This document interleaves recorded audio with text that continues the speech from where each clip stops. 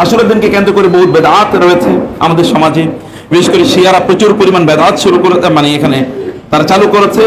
এবং তথাকথিত একদল গরম সুন্নি, অথবা এরাও আসলে বেদাতি, তারা সুন্নি দাবি করে তারা এখানে বিভিন্ন ধরনের উৎসব আনন্দ তারা এখানে শুরু করেছে, বা তারা এখানে অন্যরা করে শোক এবং মাতম, আর এরা করে কি আনন্দ এবং ফুর্তি।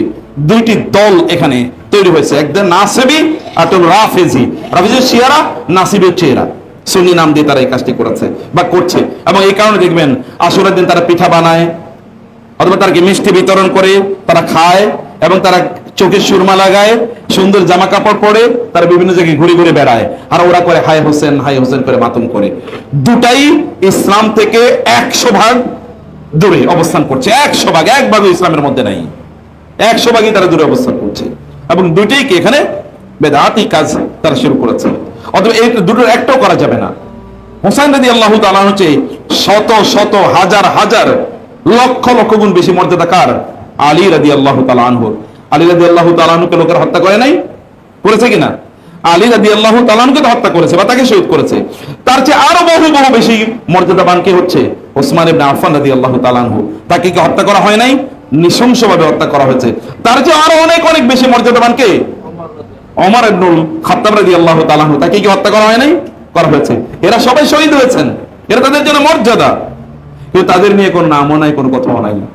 আমির হামজা কে নিয়ে তো কোনো আলোচনাই নাই। রাসূলুল্লাহ সাল্লাল্লাহু আলাইহি ওয়াসাল্লামের চাচা এবং প্রথম ইসলাম গ্রহণকারী ব্যক্তিদের একজন, যিনি ইসলাম গ্রহণ করার পর আরবের লোকেরা তটস্থ হয়ে গিয়েছিল। হামজা ইসলাম গ্রহণ করেছে, হামজা ছিল বাঘ। ওমর যখন ইসলাম গ্রহণ করেছে রাদিয়াল্লাহু তাআলা আনহু, তখন তো আরব বিশ্বে আর ইসলামের বিরুদ্ধে, মুসলমানদের বিরুদ্ধে কথা বলার মতো, স্পষ্ট করে সামনে এসে কথা বলার মতো লোক পাওয়া যাচ্ছিল না, ভয় আতঙ্কে। তাহলে তাদের জন্য আমাদের কেমন হওয়া উচিত? তাহলে এটা পুরোটাই একটা চক্রান্ত এবং ষড়যন্ত্র। আব্দুল ইবনে সাবা নামক এক লোক, ইহুদি ছিল, সে মুসলমানের হওয়ার ভান ধরে মূলত এই নতুন করে এই শিয়াবাদ তাসাইয়ুর রীতি আবিষ্কার করেছে। সম্মানিত ভাইরা এবং বোনেরা, এই কেন্দ্রিক আবার নতুন আরেকটি ফিতনা তৈরি হয়েছে। তাহলে এই সময়ে একদল লোক তারা মিম্বরে দাঁড়িয়েই, মিম্বরে বসেই তারা কেবল তারা কারবালার ইতিহাস তারা বর্ণনা করবে, এজ ইফ আশুরার দিনে কেবল কারবালাই ঘটেছে। কারবালা এবং আশুরা এর মধ্যে বহু বহু বহু কি বছরের পার্থক্য রয়েছে। রাসূলুল্লাহ সাল্লাল্লাহু আলাইহি ওয়াসাল্লাম মদিনায় যাওয়ার পর তিনি লোকদেরকে জিজ্ঞেস করলেন, মদিনা ইহুদিদেরকে, যে তোমরা এই মা হাযাল ইয়াউম আল্লাযী তাসুমুনা ফীহি, তোমরা যে এই দিনটা রোজা রাখো, এটা কিসের দিন? কি কারণে তোমরা রোজা রাখো?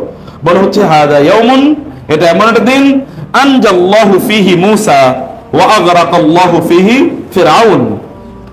এই দিন হচ্ছে সেই দিন যেই দিন আল্লাহ সুবহানাহু ওয়া তাআলা মূসা আলাইহিস সালাম এবং তার জাতিকে রক্ষা করলেন। ফিরআউন এবং তার জাতিকে কি করেছেন? নিমজ্জিত করে মারাছেন। ফাসামাহু মূসা, মূসা এই কারণে শুকর আদায় করার জন্য এই দিন তিনি রোজা রাখতেন, এবং আমরা এই কারণে রোজা রাখি।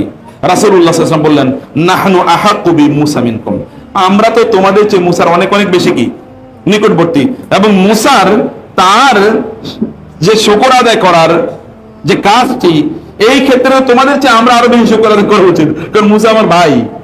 তোমরা তো মূসা আলাইহিস সালামের অনুসরণ করো না। আল আম্বিয়া ও আন-নাবিয়ুনা ইখওয়াতুন লিইল্লাতিন, রাসূলুল্লাহ সাল্লাল্লাহু আলাইহি ওয়াসাল্লাম বলেছেন যে অনেকগুলো কারণে নবীরা তারা কি, তারা ভাই ভাই, নবীরা সকল। অতএব মূসা আলাইহিস সালাম আমার ভাই, ও আখি, তিনি আমার ভাই।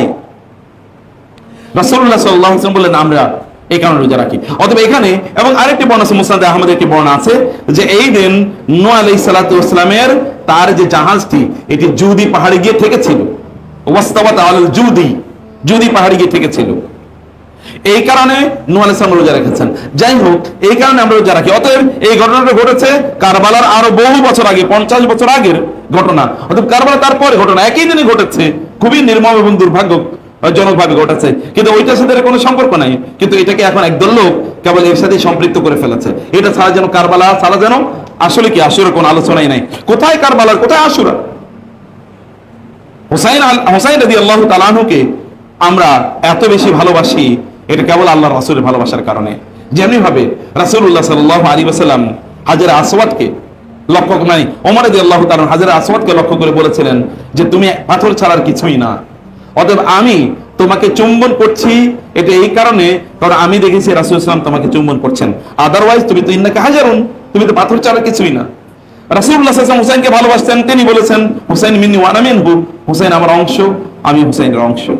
আমি হুসাইনের ব্যাপারে তিনি বলেছেন, হে আল্লাহ, হুসাইনকে যে ভালোবাসে তুমিও তাকে ভালোবাসো। এরকম সব সই বর্ণনা, সবই সত্য, কিন্তু এর উপর ভিত্তি করে হায় হুসাইন অথবা মাতম করা, এটা পুরাটাই কি জাহিলিয়াত। এই জন্য রাসূলুল্লাহ সাল্লাল্লাহু আলাইহি ওয়াসাল্লাম বলেছেন আমার উম্মার মধ্যে জাহিলিয়াতের 3টা জিনিস থাকবে।